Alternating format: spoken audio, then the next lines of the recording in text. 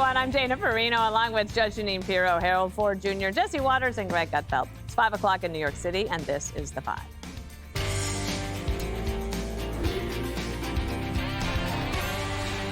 President-elect Donald Trump in Washington today and making waves as he rapidly fills out his cabinet.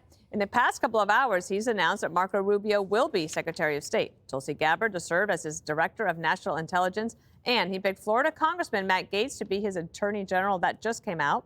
It comes off a whirlwind day for the incoming president, who had a big meeting with President Biden in the Oval Office. And here's that historic moment. Mr. President-elect and former President, thank you. Donald, congratulations. Thank you. And looking forward to having like we said, smooth transition. Thank you very much. And thank you very much. And politics is tough, and it's in many cases not a very nice world, but it is a nice world today, and I appreciate it very much. That meeting lasting about 2 hours. So what was said behind closed doors? Well, Donald Trump revealing to the New York Post that he and Biden both really enjoyed seeing each other, and adding this: "We really had a really good meeting. I asked for his views and he gave them to me. Also, we talked very much about the Middle East. Likewise, I wanted to know his views on where we are and what he thinks. And he gave them to me. He was very gracious." And the White House calling it a very cordial, very gracious and substantive meeting. But hey, what happened to all that threat to democracy stuff? Well, Corinne Jean-Pierre had this to say about that. A lot was said on the campaign trail, like Trump is a dangerous threat to our country and our democracy. Was there an apology today? I'm sorry? Was there an apology from President Biden for the words, some of the words used? The president is going to always feel obligated to be honest with the American people. What he says still stands. Harold, it's great to have you back around the table. Yeah. And we haven't had a chance to hear from you this week on The Five yet, so let's turn the floor over to you. So congratulations again to the president. I thought today's meeting was full of both substance and pageantry. It's one of those meetings that picture there is something that says to the world that as harsh and, as the former president acknowledged, president-elect acknowledges, politics can be, as rough and tumble as it can be rhetorically, that the leaders of the respective parties can come together and give and not only transfer power, but each of them converse with one another about things that they're thinking about, and the current president sharing with this president some of the things on his mind. I do believe that President Trump, I heard it said earlier, I was on a show with 11 o'clock show this morning, and John Roberts made a really, really good point. I think a point that some probably have made, but I hadn't thought about it quite as clearly until he said it, that the 4 years away from the Oval Office for President Trump will likely make him a better president, a more productive president, because he understands what he's getting into. He has a clarity of purpose, clarity of mind. Obviously, as we see now with some of the announcements about picks for serious, important jobs in administration. But I was pleased with this today, and I'm hopeful that those in Congress watch this and realize that we got a lot of things that they campaign on, including taxes and making the country, our borders safer and communities safer from crime. And President Trump wants to do those things. He's going to need partners in Congress to do it. And now that the Senate has a majority leader in John Thune, they'll hit the ground running. Judge, for all these people who want to go to the airport and leave the country because they were afraid that there wouldn't be a peaceful transition of power, this looks pretty optimistic. You know, I think that Americans should look at this image that we're seeing and think about this day as a very serious day, and appreciate the fact that it reflects a smooth transition of power. You know, Trump was called everything from a threat to democracy. If he were elected, you know, it would be, the end of America as we knew it. There were people trying to kill him. He got shot, and he came in as a gentleman. Donald Trump, whether it's because he's more serious now, I'm not sure what the reason is. I think President-elect Donald Trump, understands that he has a job to do, and he's not going to waste his time, getting involved in the little tit for tats that we may have seen during the first term. And we know that already because there was so much said by people on MSNBC and CNN. He didn't even respond to any of it. So he is very focused. And I think he was very gracious, given how the man on his right said that he was a threat to democracy and that he was Hitler and a fascist. You know, I don't know that many people who could actually have sat there with a smile and said, you know, politics is tough, but today is a great day. And what I think is also interesting, I'll just end on this, is that Jill Biden apparently gave a letter to President-elect Trump. And, you know, she was the one who I think could have a lot of bad feelings. She felt that Joe was thrown out, and then, you know, they blamed Joe afterwards, and she was sitting next to Kamala on Veterans Day. They didn't even look at each other. It'll be interesting to see and hear what she has when she's out of the White House. Yeah, if she writes another book, indeed. One of the first things President Trump did, Jesse, was go to the House Republicans, thank Speaker Johnson, say, Speaker Johnson's the guy. Let's not have any of these shenanigans or any of these fights, like the judge was saying, because he knows he's got a limited time frame to get a lot done.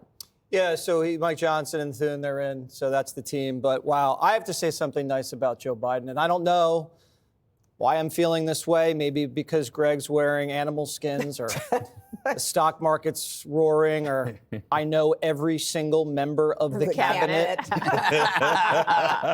Some of them even owe me money. Yeah.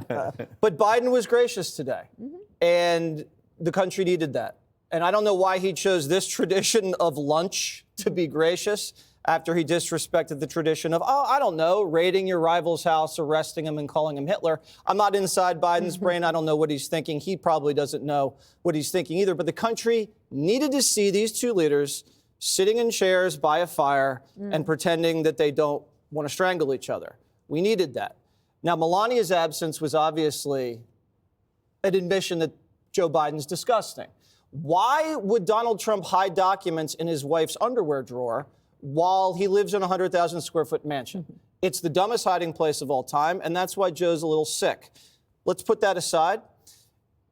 Can you believe Pete Hegseth is going to be the next Secretary of Defense? So I had a hard time wrapping my head around it last night, and now I love it. And then as I was wrapping my head around it, mostly thinking about how I can benefit from it. Can I use this plane to go somewhere? No. No is the answer. No. I've been told that already. And then they hit me with Gates, and I'm starting to understand Greg's pirate analogy. And it reminded me of the 92 Dream Team. Remember, Harold? I do. When they assembled Magic, Mike, and Larry into one team, and no one's ever thought about that before. And now this is what you're looking at. You're looking at the Dream Team. They're assembling a constellation of stars, which I happen to know intimately. And I've never been this excited before. I am so excited for this country, not for me personally, although that's there. I'm just so excited for the change that we're going to see in the next 4 years. I hope they pay you their money before confirmation. Yep, hearing. and I'm not talking about Pete. All right. Greg, would you like to get a comment on what you're wearing, or just... Please. This is very comfortable, I have to tell you. It seems Can I comfortable feel to you. it? It is comfortable. Very good. I want to touch it. No, you're going to HR, Dana. That was all a trick. But this is where 60 million people just realized another media narrative is a lie, because they're all lies. How can that guy be Hitler when you welcome him with such regard? Enough about that. I'm with Jesse on this. I'm looking at the speed of these nominations and the type of them, and there are no F's given. It's the difference between wanting something and deciding. In 2016, Trump wanted to be president. He wanted to lead. He wanted to get stuff done. Second time around, he's decided. There's no longer any decision making. You can feel it. It's deliberate. It's definitive. We felt this way before. You've wanted to move, you wanted to quit a job, you wanted to end a relationship. And then there's that moment that you decide, and boom, boom, boom, boom, boom. Everyone around you realizes, wow, this is more than a victory. In fact, it's transformational. It's not just that the Democrats were vanquished, but an entire age has closed. The death of identity politics, it's there, of race-based reward and punishment, the tyranny of the aggrieved. And a new age has started, and I echo Jesse again. I've never been more hopeful or optimistic in my life. This wasn't just an election. It was a turning point, and I want Democrats to thrive during this period. But the only way for the Democrats to be happy, whether they like it or not, is they have to think less about identity and more about the outside world. Start with your family and your friends and your spirituality. Don't listen to The View and tell what they say you should cut off these people that disagree with you. That is a mistake. You see so many upset people right now, and it's because they became obsessed about their identity, which feeds into your ego. And then when your ego takes a hit, you're miserable. So if you live outside yourself and you remove identity politics, you remove the fuel for your ego. Identity politics was a complicated word for me, me, me. This is why when you saw people entrenched in it, they were so miserable. They were so blind. They couldn't talk to other people. You know, if you replace that inner turmoil with curiosity and service for the outside world, you will be so much happier. It's really ironic that Make America Great Again is about the future. Yeah. Because it's talking about the past. But you found out that the Dems were the past in every respect. They felt it necessary to judge present-day individuals by people who existed 100, 200 years ago. We're innocent. They also relied on past media narratives about how people were. This is how black people think. This is how brown people think, right? And they missed out on the sentiment of millions and millions of people. The country no longer was buying what they were selling, and they wanted to do something.